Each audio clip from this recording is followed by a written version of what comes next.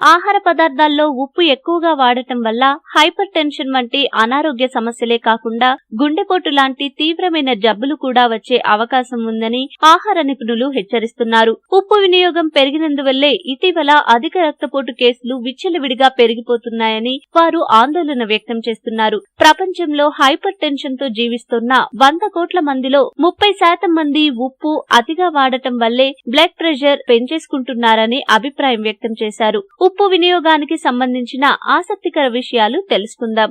దక్షిణ అమెరికాలోని యానోమామి జాతీయులు ఆహారంలో అస్సలు ఉప్పు వాడరు. అందుకే వారు హైపర్ టెన్షన్ వంటి సమస్యలకు చాలా దూరంగా ఉంటారని పరిశోధకులు వెల్లడించారు. ఇక జపాన్ లో అయితే తలసరి ఉప్పు వినియోగం 15 గ్రాములు ఉంది కాబట్టి వీరు హైపర్ టెన్షన్, గుండె జబ్బుల పాల్పడుతుంటారని పరిశోధకులు పేర్కొన్నారు.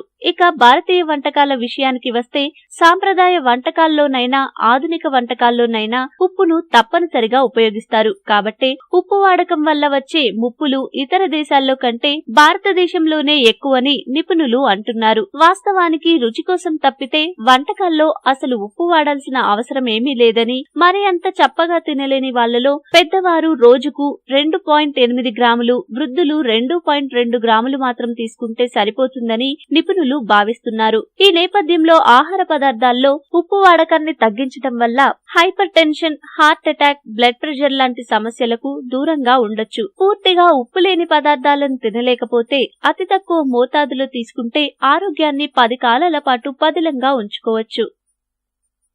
మీకు ఈ వీడియో నచ్చితే లైక్ చేయండి, మీ ఫ్రెండ్స్ తో షేర్ చేసుకోండి, కానీ సబ్స్క్రైబ్ చేయడం మాత్రం మర్చిపోకండి. Thanks for watching.